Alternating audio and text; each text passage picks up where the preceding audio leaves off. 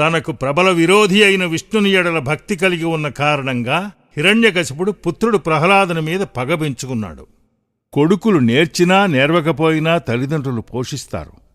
మంచి మిత్రుని వలె బుద్ధి చెప్పి సన్మార్గంలోకి నడిపిస్తారు. పుత్రుల్ని ఏ తల్లిదండ్రులు హింస పెట్టరు.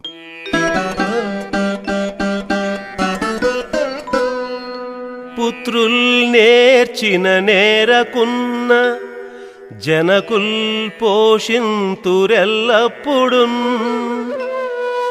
మిత్రత్వంబున బుద్ధి చెప్పి దురితోన్మేషంబు వారింతురు. ఏ శత్రుత్వంబు తలంపరెట్టి ఎడ ఆ సౌజన్యరత్నాకరున్ పుత్రున్ లోక పవిత్రు తండ్రి నెగులుం పొందింపనెట్లోర్చెనో.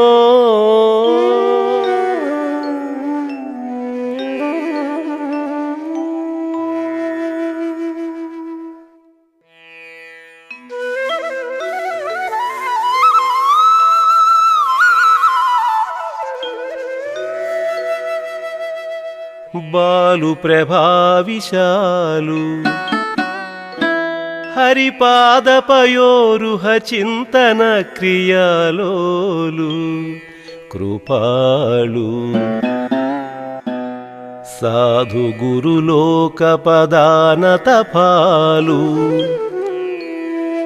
నిర్మల శ్రీలు సమస్త సభ్యనుతశీలు విఖండిత మోహవల్లికాజాలు అదేల తండ్రి వడి చంపగ పంపే మునీంద్ర చెప్పవే.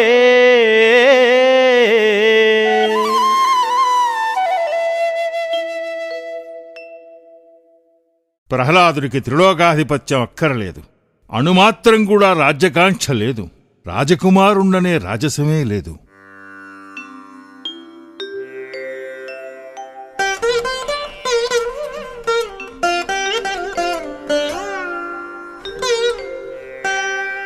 లభ్యంబైన సురాధిరాజపదమున్ లక్షింపడు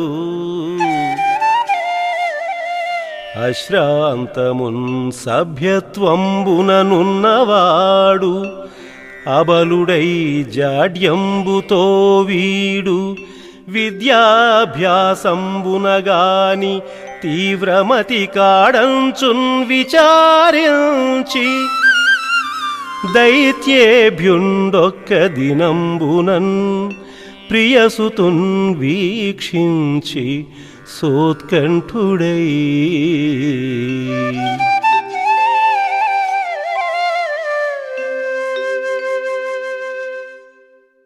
చురుకుదనం కనిపించడం లేదని ప్రహ్లాదునికి చదువు చెప్పిస్తే మనస్సు వికసిస్తుందేమో అనుకున్నాడు హిరణ్యకశిపుడు. చదువు చాలా ముఖ్యమైనది. చదువుకుంటే మంచి చెడు తెలుస్తాయి. అందుకే విద్వాంసులైన పండితుల దగ్గర విద్య నేర్పించాలని తలచాడు రాక్షస చక్రవర్తి హిరణ్యకశిపుడు.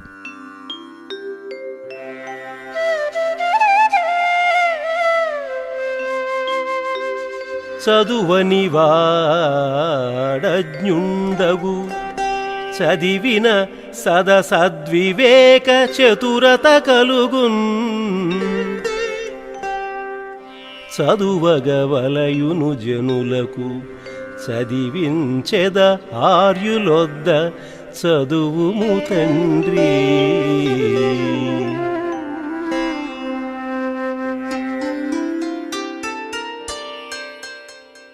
వెంటనే శుక్రాచార్యుని కుమారుడైన చండామార్కులను పిలిపించి ప్రహ్లాదునికి విద్యాబుద్ధులు నేర్పించమని వారికి అప్పగించాడు.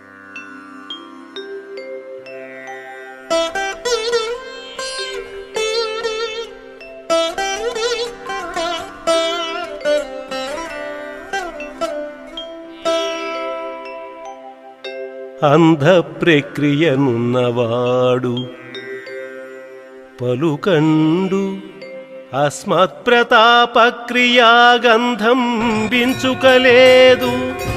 మీరు గురువుల్ కారుణ్య చిత్తుల్ మనోబంధుల్ మాన్యులు మాకు పెద్దలు మముం పాటించి ఈ బాలకున్ గ్రంథంబుల్ చదివించి నీతి కుశలుంగా చేసి రక్షింపరే.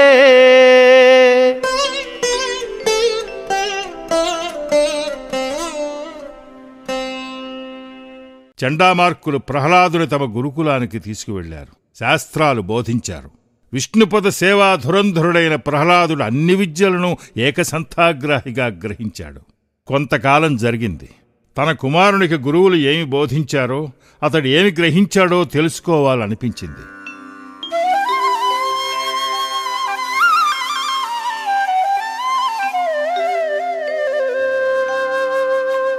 అంతం కొన్ని దినంబులేగిన సురేంద్రారాతి శంకాన్విత స్వాంతుండై నిజనందనున్ గురువులే జాడం పఠింపించిరో. భ్రాంతుండేమి పఠించెనో పిలిచి సంభాషించి విద్యా పరిశ్రాంతిం చూచెదగాక నేడని మహాసౌధాంతరాసీనుడై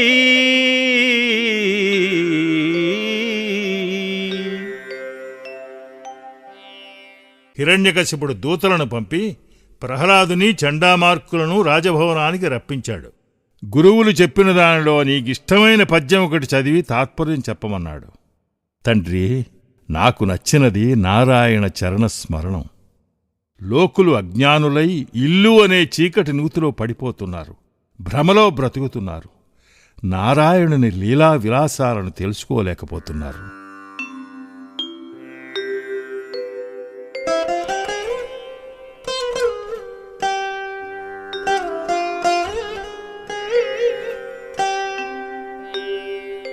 ఎల్ల శరీరధారులకు ఎల్లను చీకటి నూతి లోపలంత్రెళ్ళక వీరు ఏమోను మతి భ్రమణంబున భిన్నులై ప్రవర్తిల్లక సర్వమున్నతని దివ్య కళామయమంచు విష్ణునందుల్లము చేర్చి తా